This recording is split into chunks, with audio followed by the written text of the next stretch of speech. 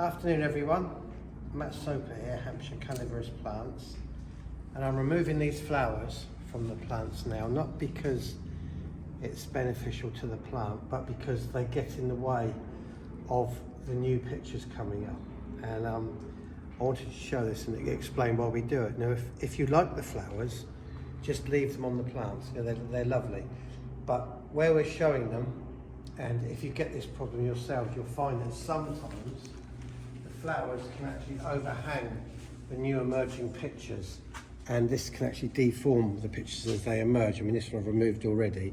It's hanging right over the top of this morii. And if it was left there, the picture would come up and just start to bend over at the top.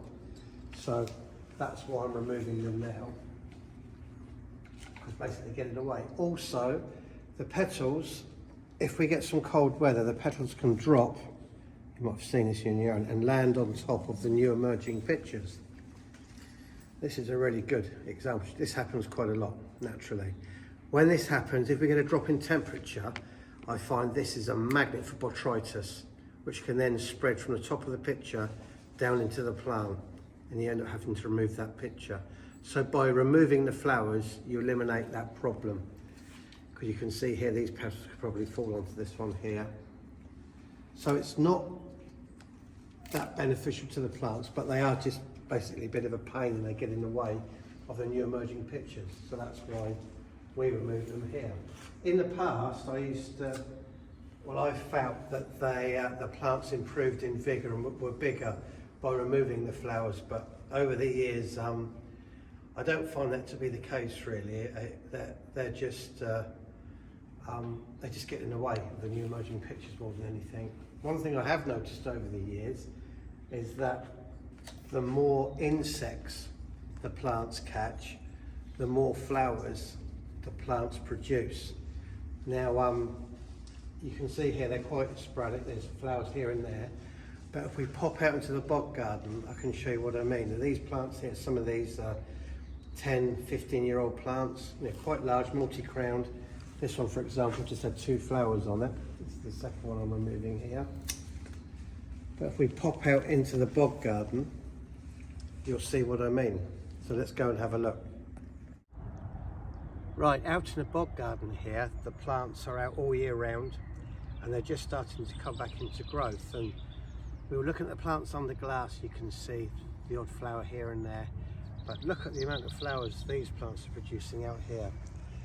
Unbelievable. This plant has grown really quickly. I mean, this was a 5-litre plant 2.5 years ago, producing 2 or 3 flowers. Let's see, 1, 2, 3, 4, 5, 6, 7, 8, 9, 10.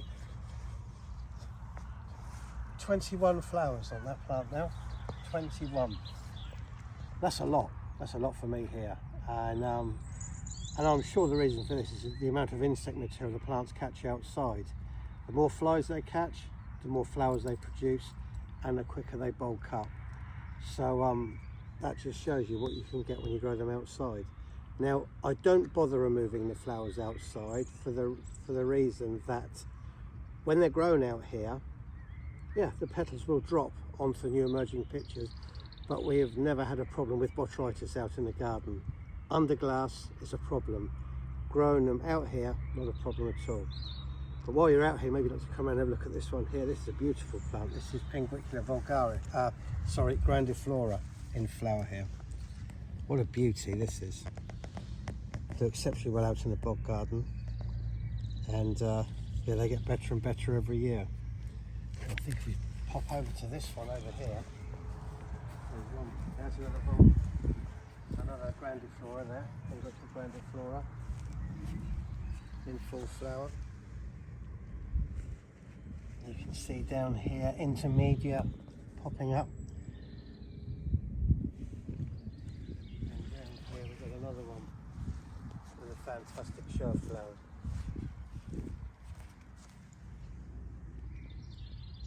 "22 flowers on that. That's the Sarracenia hybrid Tego. Very good out in the bog garden. And looks like this is going to be the first one to open here. They're quite a bit shorter than the flowers are under glass, but that's not a problem, it's fine.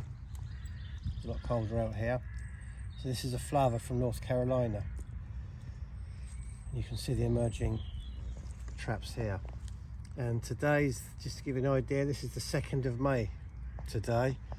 These are quite a bit behind last year and the year before. This last winter, December, just before Christmas, we were down to -12 out here. And I was a bit concerned because they were just sat basically in blocks of ice. But everything's come through absolutely fine. What hasn't come through yet are the 2 cephalotus we've got planted out in the bog garden, and some of my T-form Drosera binata. They haven't shown through yet, but there's plenty of time yet. I haven't given up hope with them.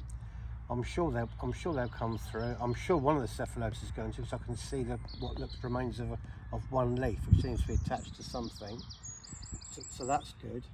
But everything else is fine and starting to move. All the filiformis tracei, rotundifolia intermedia, anglica, grandiflora, they're all coming up and doing absolutely fine. Anyway, I hope you've enjoyed looking around at some of these plants, and that was really a video about what we do with the flowers and why we remove some of them. Thanks for watching.